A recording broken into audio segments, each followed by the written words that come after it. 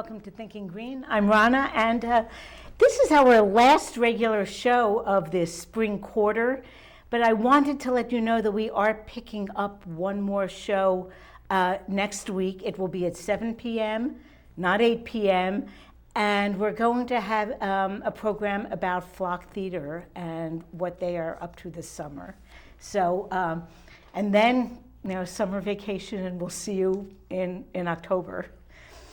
So tonight's guest is Constance Kristofik, and Constance has been on previously talking about one of the many things she's involved in, New London Landmarks, but tonight we're going to talk about the work of outCT, which is an organization that she's the president of.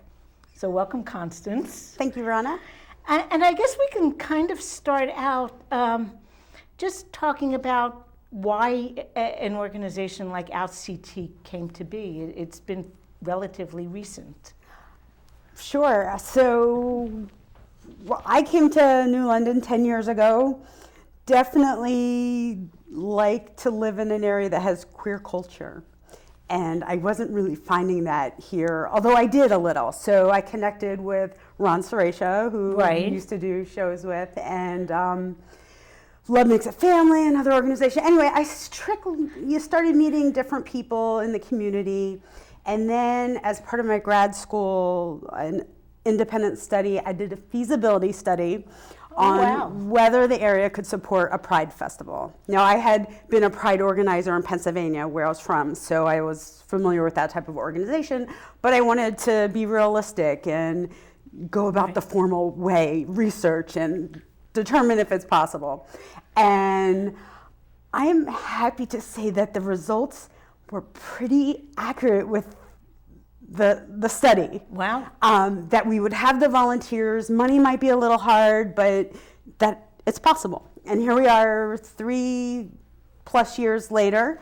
So 3 years ago, I rounded up a diverse board of directors, and we actually decided we could do more than just a Pride Festival, and we need and want more. So I kind of look at outCT as a GLBTQ virtual community center. We have no space, but we have educational, social, cultural programs for the community.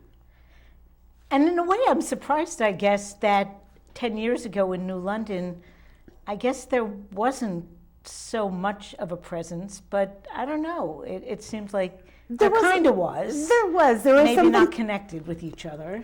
Yeah, the New London People's Forum was something in the 80s and 90s, and then it kind of resurged right when I was here, and then it kind of fizzled away, and it was just very small, like little groups and gatherings. So, and then PFLAG was pretty strong, Parents and Friends of Lesbians and Gays, and they're still going on. So you do a lot more than the Pride Festival now. We do. Now, wait, before we go into all the other things, I wanted to ask, so how many years now running have you done a Pride Festival? I know I went to the one last summer. Well, we've done something every year. So 2013 was the year we started. We had Ocean Beach Gay Day. So it was very small. And then next year, we're still working on branding. The next year was called Pride at the Beach, bigger, brought in vendors. And then last year we called it New London Pride, and then had the 2-day festival downtown and at the beach. And something similar is going to happen this year, so we'll talk more about that after a little while. So, but you have a lot of other events going on. It seems as though all throughout the year there's stuff happening. We do. Another large event that we just had for the second time is our fashion show. And last year we brought Mario De Lucia to the board. Very lucky and happy to bring him and his talent and energy and his connections. And he created this fashion show that started out with drag models. This year it was a little of everyone. It was more. The theme was diversity on the runway with an old Hollywood theme. And so there was drag queens, kings, cisgender men, women, trans models, a little of everything. And what I think is really nice, it wasn't just for and about the GLBTQ community, but the allied community. It was a gay, straight audience, brought everyone together. So, That seems like it might be more and more the case in New London. I think, and I hope, and like I see like our Pride Festival as something to really bring the allied community together, especially Ocean Beach. It's to the public, it's not this exclusive queer event. It's out there, everyone can come, bring your family, bring your sister, your brother, your mother, your children, and all be together. Now, I looked on the website, and you've had a lot of other types of events during the year. Last year you had a film and discussion. Yes. Is that going to continue, or Well, will there be more?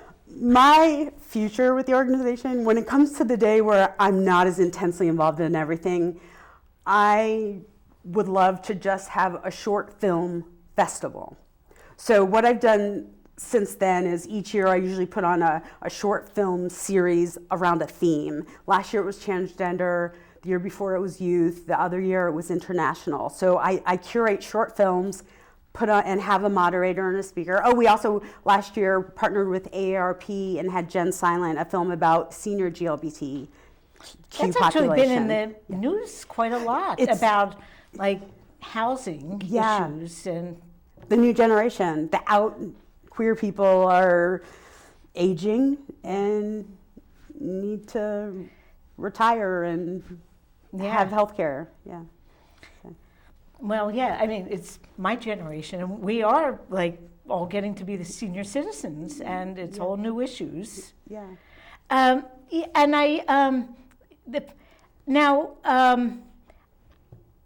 you also, last year I saw a couple things also, like for National Coming Out Day, you did something. Yeah, we're actually working on, so the Otis Library in Norwich is having a traveling exhibit from the Smithsonian. I think it's on the origins of humans, and they reached out to us, and we're putting together a panel discussion on the evolution of sexuality. We're partnering with some professors, and we're building a panel, so it's very early in the stage of content, but that's in October for National Coming Out Day. We had the art exhibit, and it's still at the Lyman Allen Art Museum. Thank you, Sam. Thank you, Lyman Allen Art Museum. So we had our annual art exhibit. Amy Hannum, who's on our board, has curated that, and this year, first year was at Expressiones downtown, then it was at Provenance Gallery, and this year was Lyman Allen, and the gallery is up, I think, through most of the summer, so you could still see that exhibit. And people who live in New London should know that you can go to Lyman Allen for free. Yeah, if you're a New London resident. Yeah. Which at least some of the viewers are. This show goes out beyond New London, but I think a lot of the viewers are New Londoners. And then the other thing I had noticed on the website, the Trans Day of Remembrance, which seems a little less celebratory than most of what you're doing. And it's very sad. It's somewhat to the nature of the Vigil, the Orlando Vigil, where you read the names of recently deceased, in this case, transgender victims of violence who were killed throughout the world. And it's a vigil for them. Last year we incorporated a panel discussion in film and wanted to bring some more positive visibility to the trans community, to add some light and a different but light to the transgender population. So. And I'm thinking even like starting from youth on, that's really one of our most vulnerable populations. And you know, we have a youth program. We just started this year. So tell me about the youth program. I know nothing about it. Yeah, so we've been working on it since the beginning. We always wanted to have it. We had a lot of people involved who worked with youth in many regards. I want to give a shout out to Curtis Goodwin. He just left the board this year, but he was a really vital part of getting this to where we are now, which we launched it. And he had all the contact with the young kids. He works with the youth talent show, and then we brought in Mario De Lucia last year, and he's really dedicated, and he's carrying on Curtis's torch this year. And we partnered with NOANC, Community Social Services, NCSS, if I got that right. I'm sorry, Regina, if I got that wrong. They have group homes for adolescent girls in southeastern Connecticut, and they happen to have an unused building in Mystic. And right now they're having an after-school program, and then on Sundays we're allowed to use it for the youth program. So right now we just have a once-a-month program for high school teens. But we may expand that to include middle school, because we have teachers and principals coming to us saying, we have these kids with this need, so where do they go? And so right now we have a really small amount of kids. We need to, we're working with, and a lot transgender. Gender identity is more an issue for young kids today than sexuality. So how do people go about reaching out? Is there a way to reach out through parents or through teachers? How do we get hold of the youth? And some find us, and yes, a lot of high schools have gay-straight alliances. So we are acquainted with many of them or have contacts with them, and with some teachers and therapists throughout the region, and so we're working with them and have to do more outreach. And now it's summer, so we just kind of got started in spring, so I expect it to be kind of small until fall again when school starts again. But we also have a youth event at Pride at the beach, and last year we had 50 kids, and we took a mailing list. And surprisingly, most of the kids were throughout the region. They weren't New Londoners. So this is a regional program. Well, it's always good to get New Londoners and the kids from the surrounding suburbs together anyway, because they don't always mix well. Yeah. Well, what specific issues are the teens bringing to these groups? I've only been facilitated one of the meetings yet. But as I mentioned, gender identity was really high. I'm also a group mentor with True Colors, which is a statewide youth organization, and that's one of the many issues that kids bring.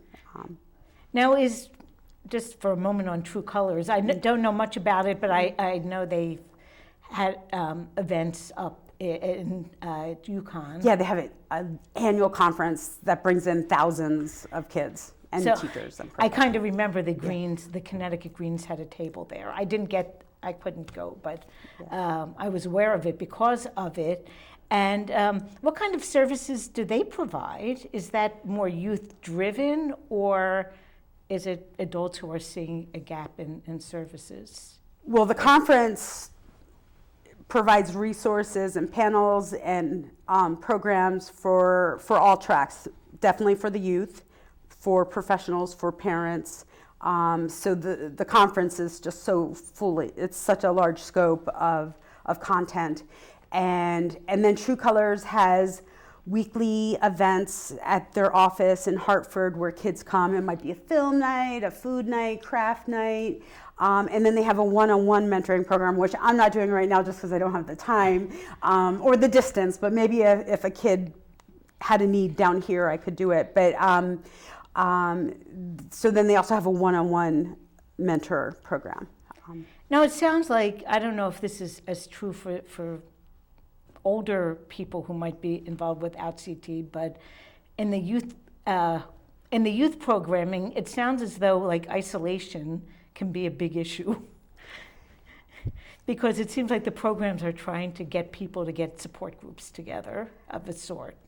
Yeah, actually, one of the kids was homeschooled, and that was the motivation to get their child to be with other kids, and in this particular case, GLBTQ kids, because that's how they identified, which I would like to add. So I worked with a youth group in Pennsylvania, and so a gap had changed where I wasn't working with the kids, and now we're doing it again.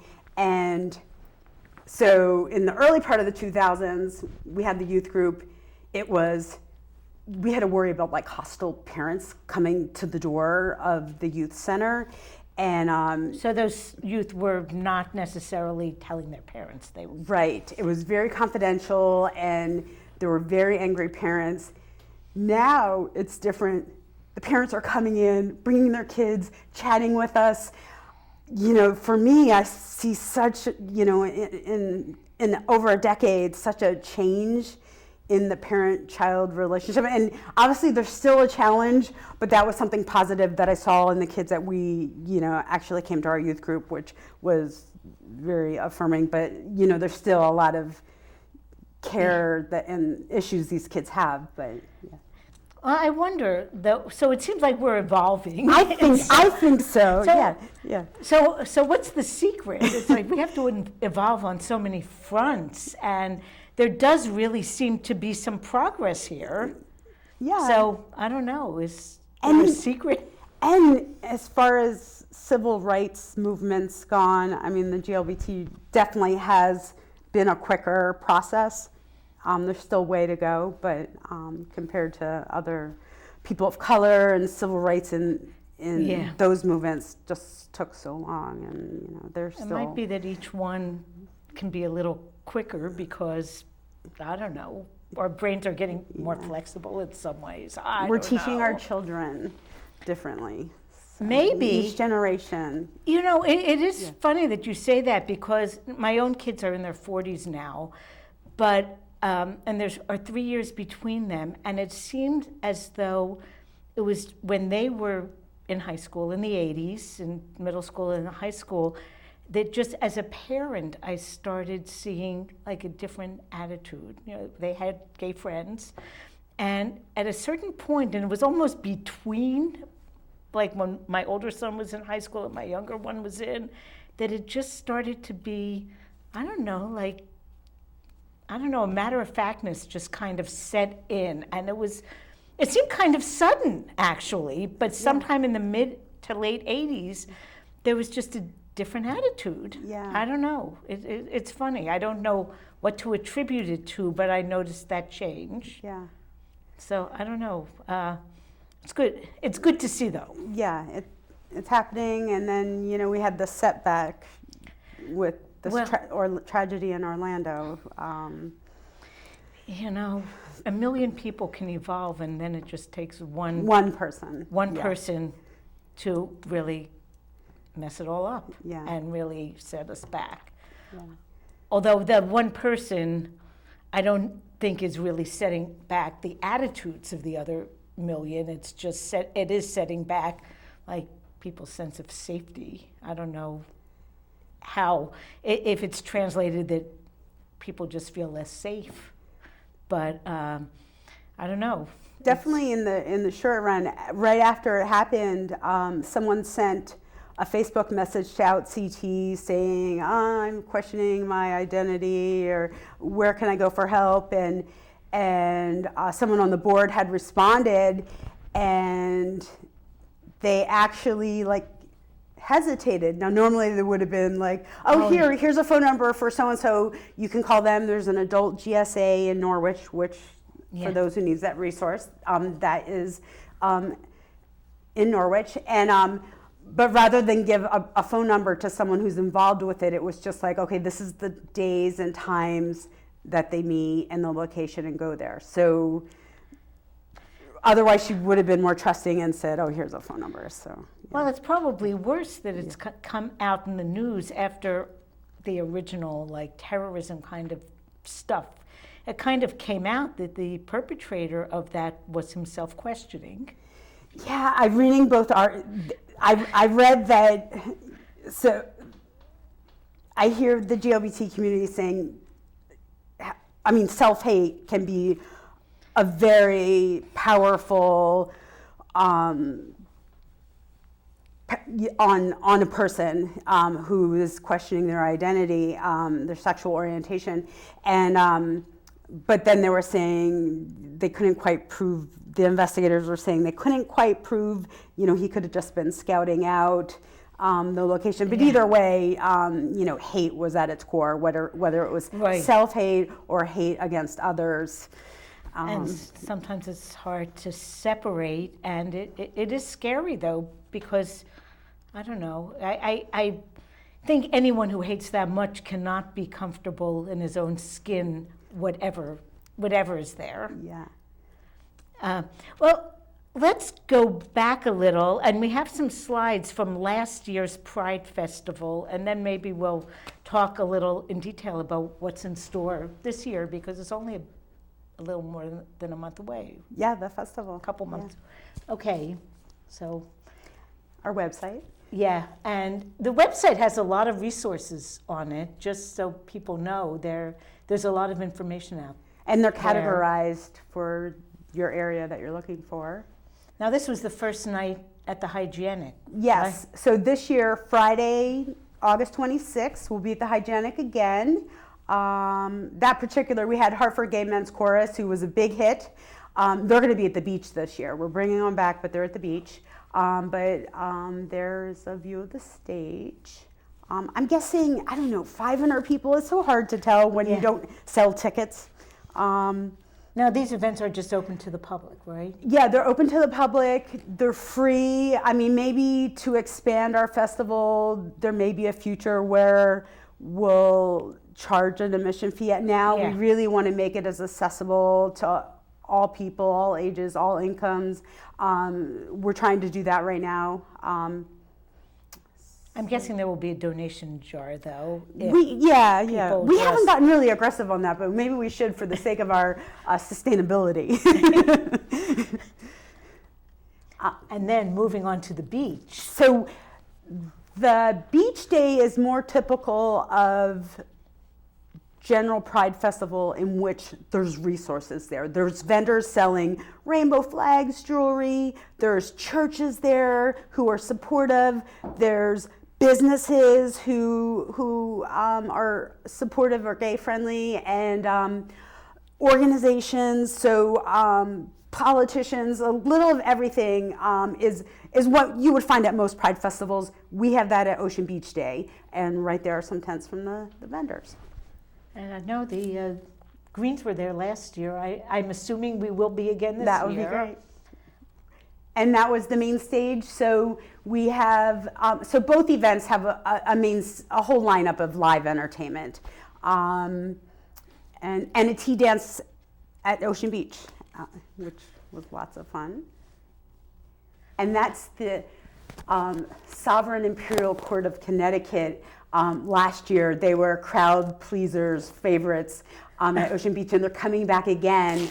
And for those who don't know about the Imperial Court system, it is started in New York with the drag culture, and I may not speak to it properly, but there is a system where there's like a regal hierarchy and almost like a mentoring system in the drag culture.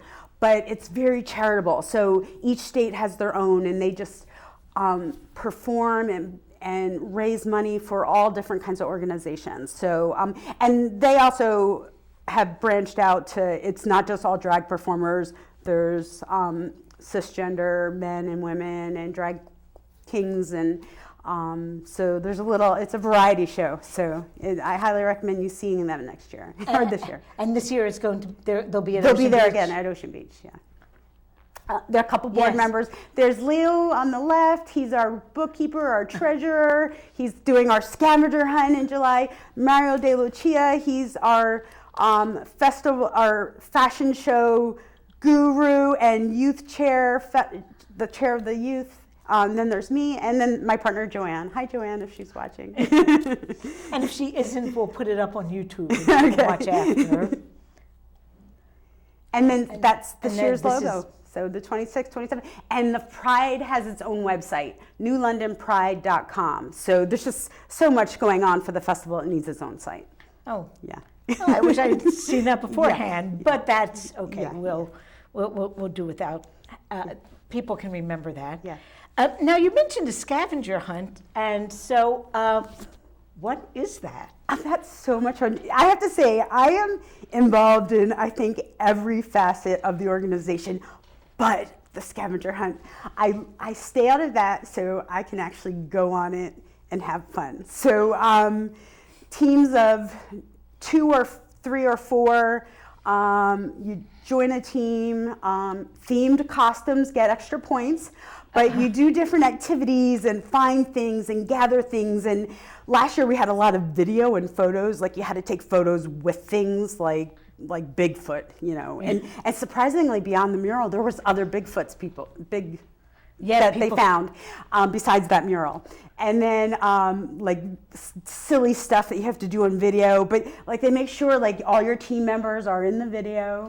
And it's a fundraiser for the festival. It's just lots of fun, and it's really an all ages event. So, you know, we have a variety of things. We have a happy hour that takes monthly at different bars. So that's obviously an over 21 crowd, but the scavenger hunt, all ages, lots of fun. And I'm doing it again this year.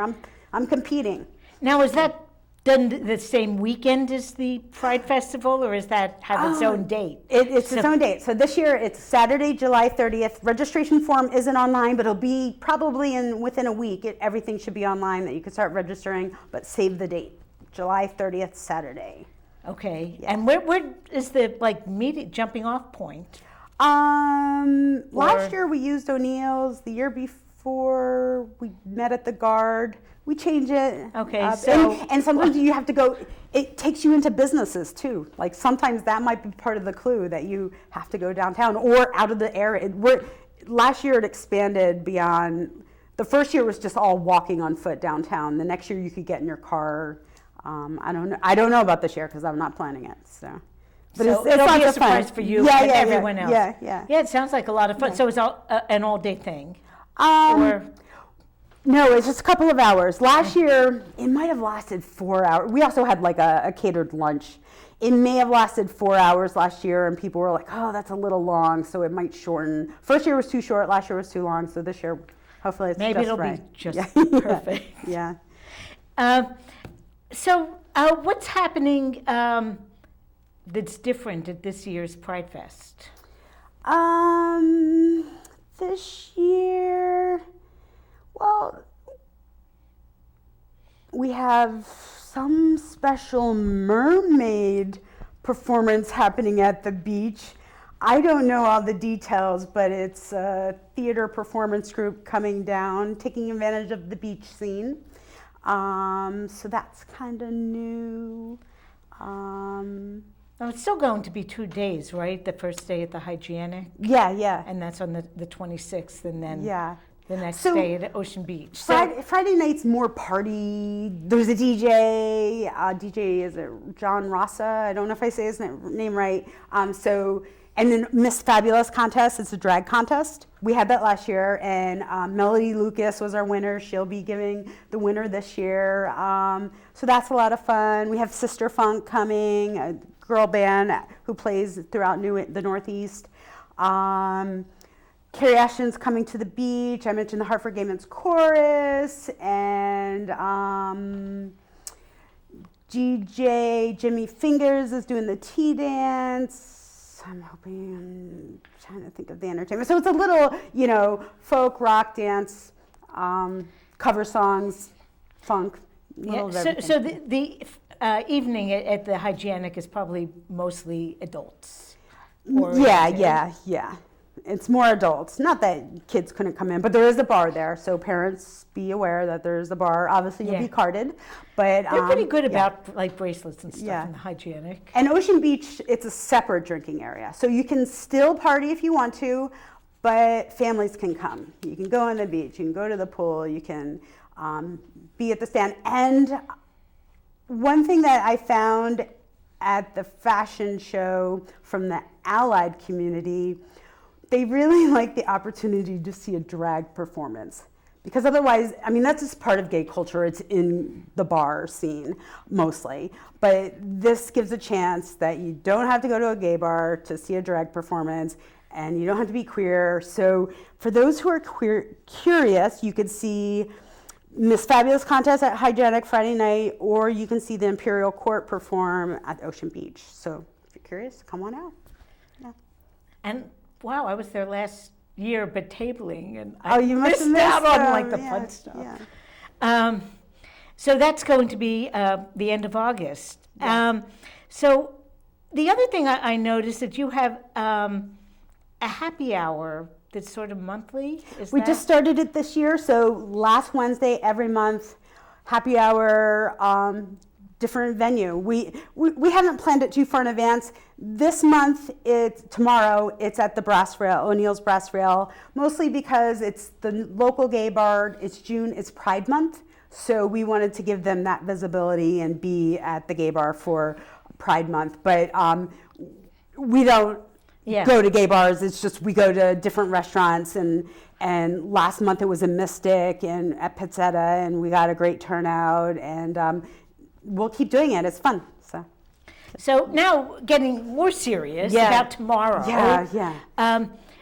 But we can backtrack a little, because after Orlando there was a vigil held in New London, and I wasn't here that day. So tell me, how did it go? What was the motivating factor? And well, after Orlando, just calls and emails and messages just started going throughout the community, like, what are we going to do?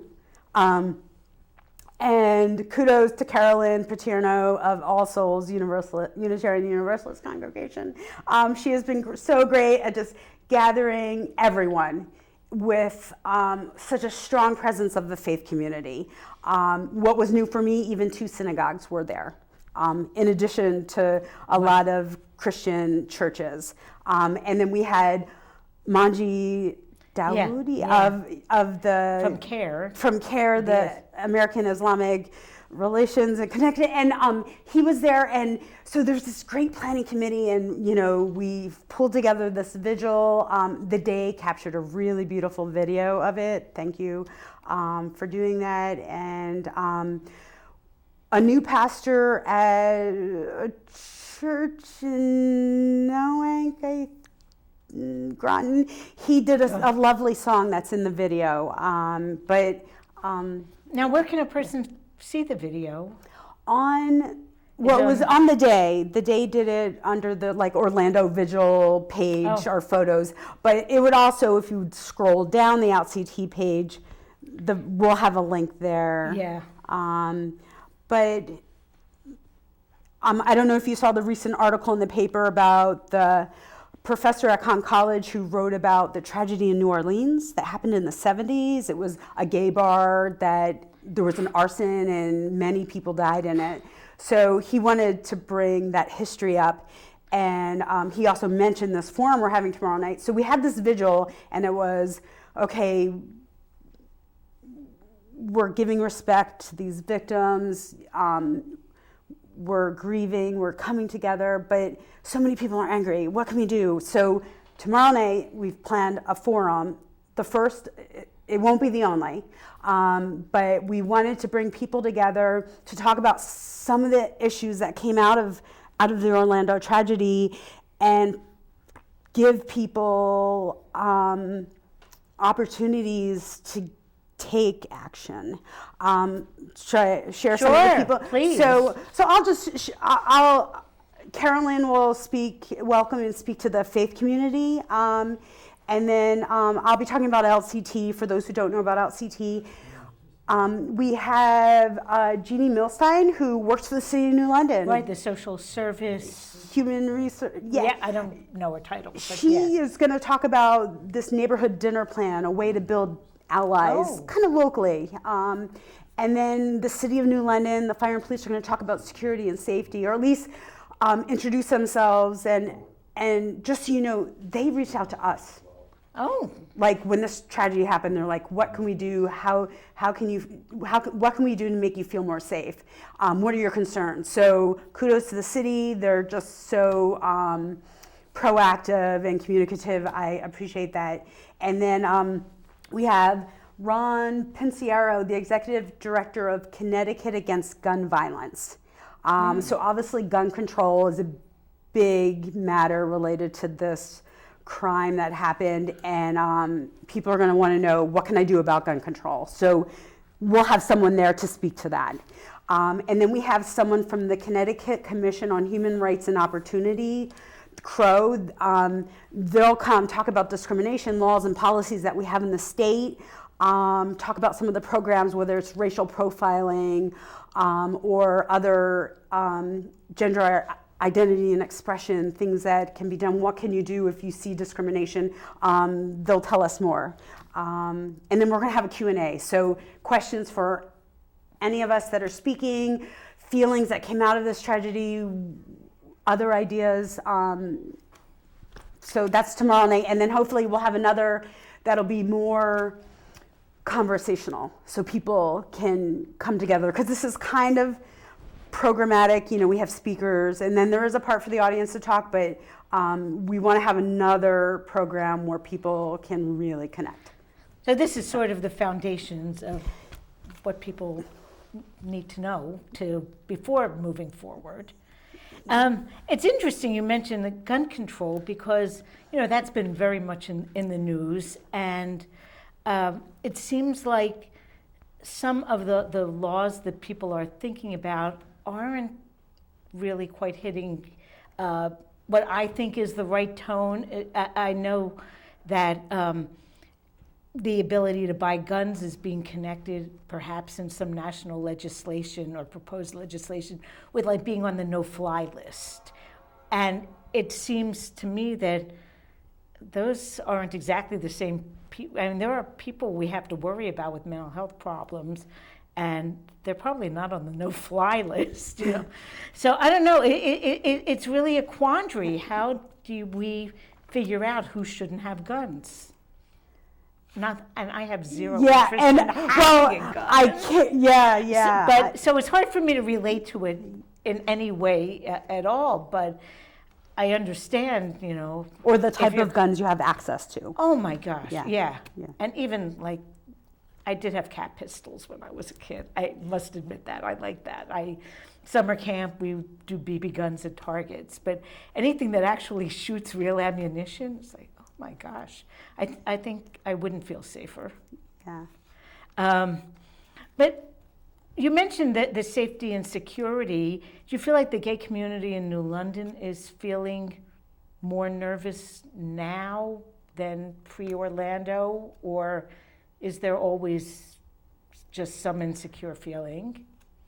There may be some hypervigilance going on right now. Every person's personal safety level is different, and it also depends on where you live.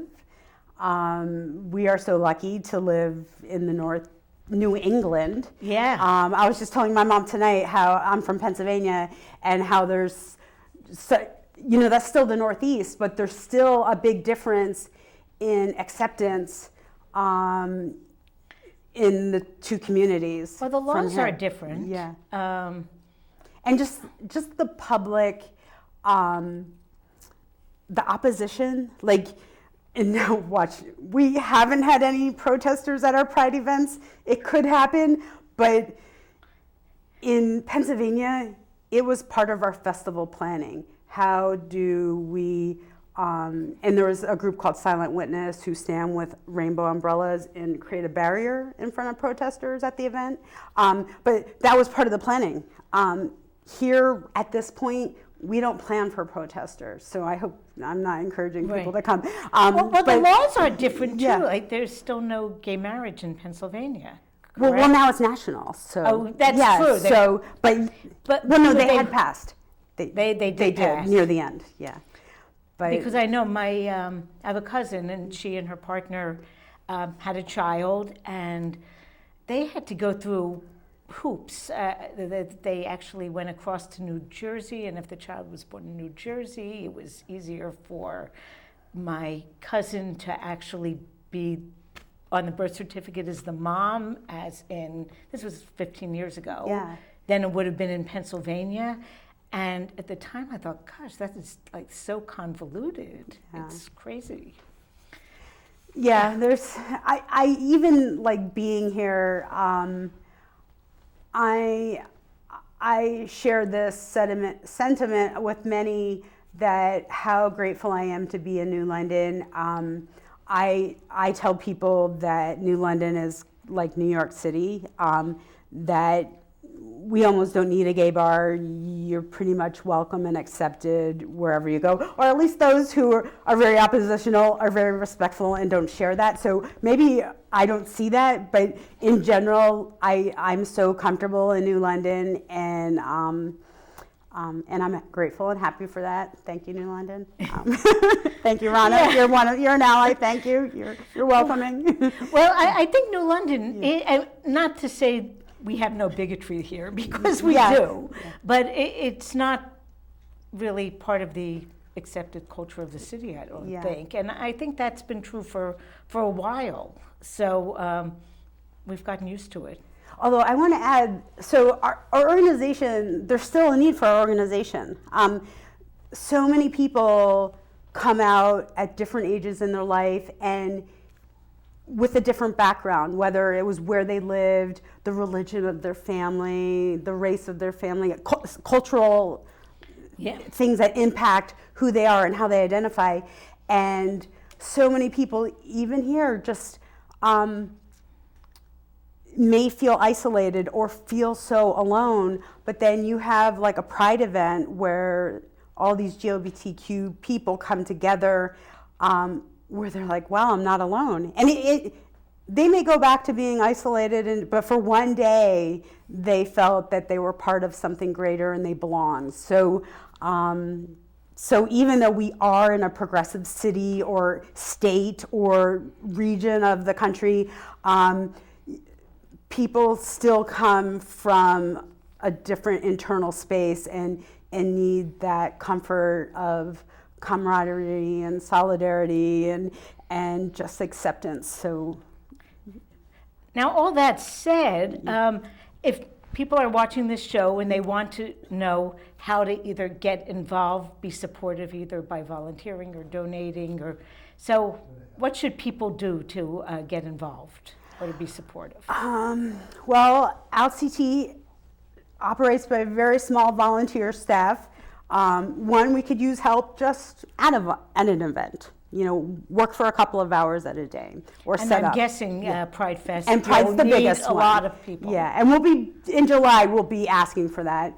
And then we need help planning events, and that's a year-round thing. Or you could take one event that's part of the year, and then we need board members who do all of that. They plan events, they attend events, and they set the goals and vision for the organization and the operations of a functioning nonprofit. So there's so many different layers. We need all of help from all areas. Allies are welcome, and outCT, you could send an email to info@outct.org, or we also have a phone line, 860-339-4060. It gets forwarded, depending what extension you call, it gets forwarded to different board members, so you can reach us. And if you have an idea of something you would like brought to the community, present it to us. But and we'd be open to it. Although know that you'd have to work on it. So don't just come. Be prepared to work, but bring your ideas. We're open to it if you're willing to work on it. So no one can come and just say you should do this. Right. Yes. But But if they want to come and say I want to help you do this. Exactly. That would. Yes. That would be helpful. Yeah. You mentioned. And I wasn't planning to talk about that, but you talked about people coming out and having different religious backgrounds. And it seems to me that, the religious community is not homogeneous at all. People's religious experiences are, go from one extreme to another. And how do you find that makes a difference in the experience? I guess if it's a kid who's grown up and gone to All Souls his or her whole life is one thing, but we still have some very conservative congregations here that are, some of them, pretty homophobic still. And so many queer people have left their churches, and they want that to be part of their life. So with hope, the faith community will also expand open their arms to the GLBTQ community to bring those back in. So there's a start, but there's so far to go in the religious community. Yeah. There is. Yeah. We're lucky in New London also that we do have we have kind of a progressive religious community. It doesn't encompass the whole religious community, but it's there, and it's been active. I don't know, I became aware of it, probably over 15 years ago with opposition to the various, wars and invasions, and, they were active in the peace community. And so it's expanded, from peace abroad to justice here. Well, we have, I think, probably about 5 minutes. So I wanted you to talk a little bit before we end about the event tomorrow night and about the event in August, so that people the big events end up knowing about it. Okay, so tomorrow night, there's kind of two events. So our monthly happy hour was already on the calendar. That starts at 4 at O'Neill's Brass Rail on Bank Street, and then at 6:30 is this public forum, the Hope Not Fear for Orlando public forum. It's going to be at All Souls Unitarian Universalist Congregation at 19 J Street. There's parking there, although you can also park in the municipal lot on Eugene O'Neill Boulevard to go to the bar, then walk over and walk back, figure out what you would like to do. Everyone would love you at both places. So 6:30 is the public forum, and it's free. Everyone's welcome. I mentioned the speakers that will be there. There'll be a Q&A for everyone to talk, and a little mingling if you want to sign up mailing lists or talk to someone individually. And then people are heading back to the Brass Rail. So that's tomorrow night, Wednesday, So the June forum 29th. might be, from about 6:30 to 8 or 8:30? Yes, yeah, probably to 8, 6:30 to 8. Around 45 minutes of speaking, a half an hour of Q&A and mingling, and so. And then New London Pride, scavenger hunt, Saturday, July 30th. Right. That's coming up. That actually sounded really fun. Yeah, it's a lot of fun. And then New London Pride Festival and it occurs in New London, but it's for everyone. In fact, we have a vendor who's coming from Brooklyn, and she's bringing a van full of people from Brooklyn. New York? Yeah, and they're Not staying Brooklyn, Connecticut. Brooklyn, New York, and they're staying at our hotel sponsor, which is the Groton Inn and Suites. They give them a good deal, so we're having a group stay there and shuttling over to the festival. So Friday Hygienic starts at 5, all night, probably after party at O'Neill's, and then Saturday starts at 1. We have a 2-day, so we don't want to start super early. And you'll be out partying the night before, right? And you know what? Every year it's always quiet early in the day at the festival. So it starts at 1, goes to 7, or till dark, whenever you want to leave. And that's newlondonpride.com, the details there. And if you're a business, we're looking for Pride Guide advertisers. And this is a way of showing you support the community.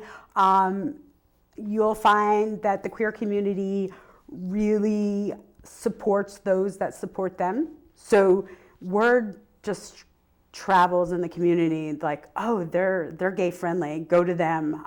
So just giving you, that happens in this subculture. And then we have vendors. So if you're an organization, you're a church, you're a business, there's a vendor website, a pride page and a vendor page on the newlondon.com website to participate to be an advertiser or a vendor. So people can just, if you're a business or a nonprofit, it's not too early to sign up for it? No, actually, we're just getting the link, the registration link for the vendor form up now. So certainly by next week, it'll be very much up and running. Yes, and yes. for anyone who wants to be a vendor. Yeah. And, there are a couple of, not a lot of big elections this year, but I'm guessing there will be a few politicians there. Yes, yes. Well, thank you so much, Constance. Thank you, Rana. It was fun.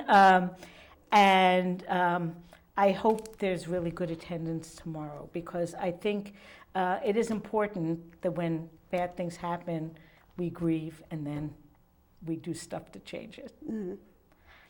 So thank you. Thank you. More information is available at the outCT website. Next week, as I said, I have a special show about Flock Theater, what they're up to this summer, and we just couldn't quite stop at the end of June. We had to just do one in July. And that show will be on at 7 p.m., not 8 p.m. I think Marty Olson took the 8 p.m. slot. But just so everyone knows also, our shows are always posted on YouTube through the NL Green's website. So within a day or so, maybe by tomorrow morning, this show will be up. And so people who want to watch it again or didn't get to see it the first time will be able to see it, and I'll send you the link. Thank you. So good night to everyone, and hopefully we'll see you tomorrow.